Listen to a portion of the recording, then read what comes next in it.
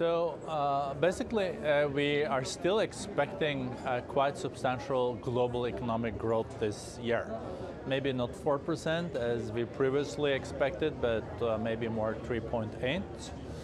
This is due to more kind of bearish way of looking now at the global economy due to increasing tariffs, as you mentioned, and potential trade wars. But we also have to bear in mind that last week there was a breakthrough in the NAFTA negotiations. So now the US, as the largest economy in the world, has agreed with two G20 economies, Canada and Mexico, on a new trade agreement. And we should also be aware of that no time in history have we had these low tariffs globally. But this is now being disputed. I think it's very important to keep on with the globalization, but it has to be improved globalization that is also fairer and more equitable. Some of the world's biggest economies seem to be turning towards protectionism, using more trade barriers. Do you see this as a threat to global growth? I'm very clear on one thing, that trade has been driver of growth during the last decades. And it is not like black and white.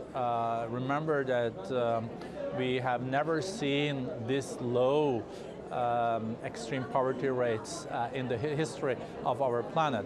10% are now living in extreme poverty. Just decades ago it was 40%, and we've gone from being 5 billion people to 7 billion people. So this is quite impressive, but what we have to make sure now is that we also make the right structural changes and addressing systemic issues when the weather is still okay.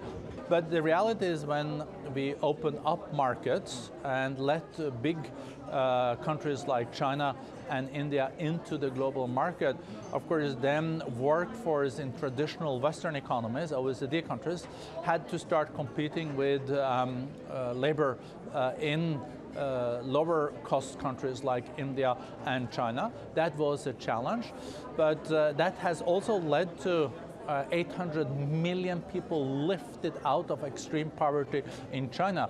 But all new industrial revolutions, now we're moving from the third to the fourth, will create challenges. But I think we can also manage this well, provided that we are addressing questions of inequality.